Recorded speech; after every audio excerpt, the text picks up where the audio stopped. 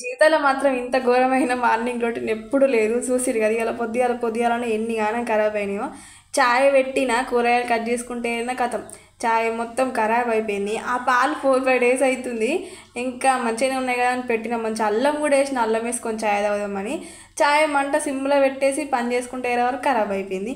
ఇక ఏం చేద్దామని చెప్పి దోశ నానే వద్దామని దోశ పోతున్నా. ఈ దోశ ఏందో ఫ్రెండ్స్, నాకు తగ్గట్టు నా ఆగానికి తగ్గట్టు ఆ దోశ అస్సలు అచ్చులేదు. ఆడదికి ఒకసారి పోతే గిట్లనే ఉంటుంది కావచ్చు, దోశలు పోయాక ఆడది కంటే ఎక్కువనే అవుతుంది. మొదలు ఇయ్యాల పోసిన మొత్తం ఇచ్చిపోయినట్టు అయినాయి. ఇక ఏం చేద్దాము, అక్కడనేమో స్కూల్కి టైం అవుతుంది ఇంకా పెద్దోనికి. ఇంకా ఆనమందమన్న 2 పోద్దామని చెప్పి అప్పడమందం 2 పోసేసిన. ఇక ఇది కూడా మొత్తం ఇచ్చిపోయినట్టే వచ్చింది. ఇంకా ఇట్లా వేసి లంచ్ బాక్స్ అయితే రెడీ చేసేసిన. ఇంకా బాక్స్ పెట్టేసిన. ఇంకా వాడికైతే వాళ్ళు తింటేనే కదా మనకు కూడా కొంచెం హ్యాపీ అనిపిస్తుంది. ఇంకా చాయ్ ఖరాబ్ అయింది, ఇంకా దోశ నాన్న తింటాడని చెప్పి ఇంకా అదైతే 2 బుక్కలు అయితే తినబెట్టేసి ఇంకా వాడిని స్కూల్కి పంపించిన తర్వాత నేను కూడా తిన్నా. ఇట్లా గడిచిన ఫ్రెండ్స్ ఈరోజు మార్నింగ్ రొటీన్.